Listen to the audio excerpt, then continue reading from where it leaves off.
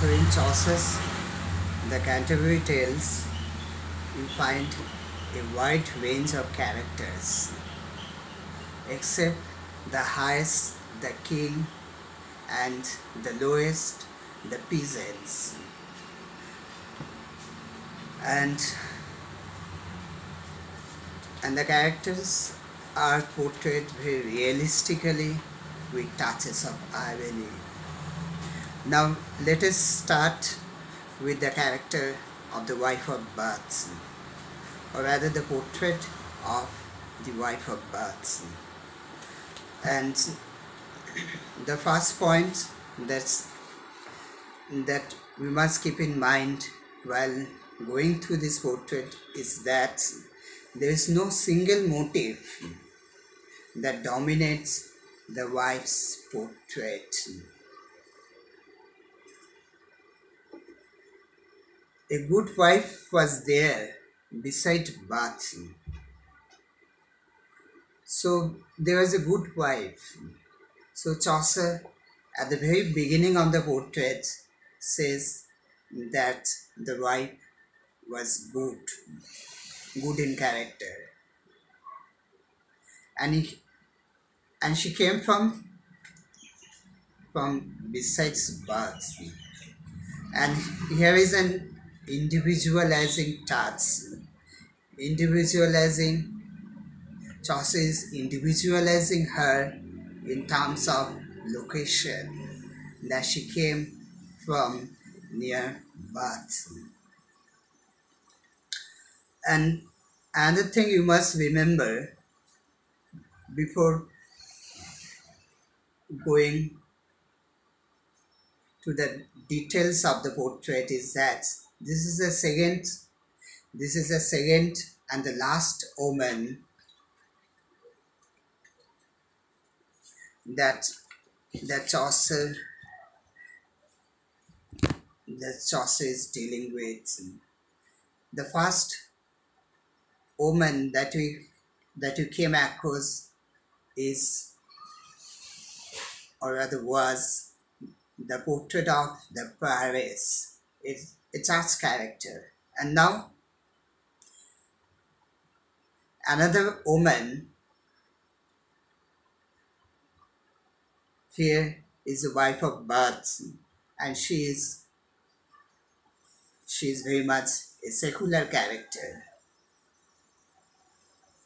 So she is individualized in terms of location, that she came from near Bath.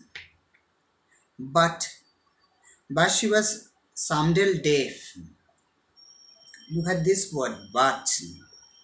So in the very first line, Chaucer said that the wife who came near Bath was good. But in the very next line, we find the word but. And this word but brings in a negative sense, that she was good, but what, she was someday deaf. She was somewhat deaf.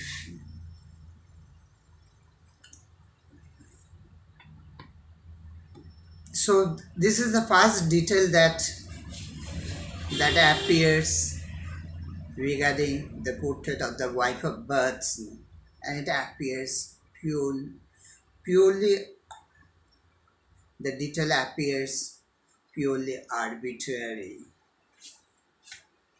How she comes to be deaf only emerges much later. At this point, it is again an individualizing touch, devoid of any cues that might suggest spiritual deafness. The rest of the portrait encourages us to infer that she has a loud voice, that should rather listen to herself than to other people. So deaf in the sense that she was never interested in listening to others.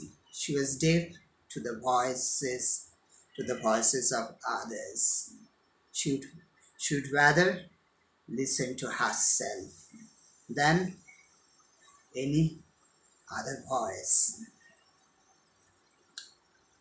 And regarding spiritual deafness, it is not clear at, at this very beginning.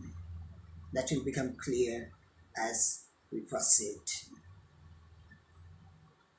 So come to the third line. Of cloth making she had such an haunts.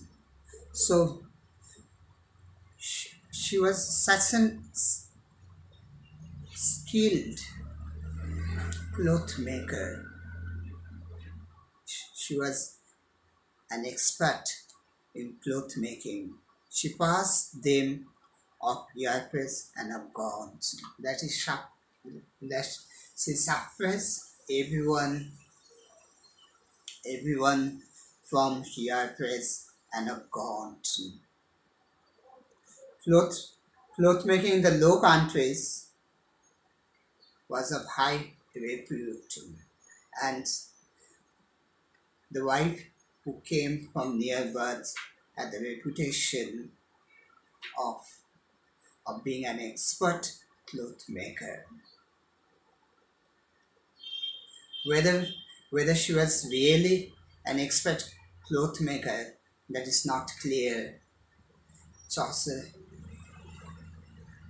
had kept, kept it ambiguous. It it might be also that she herself she claimed herself to be an expert cloth maker, though not in reality. So come to the next line. In all the parish,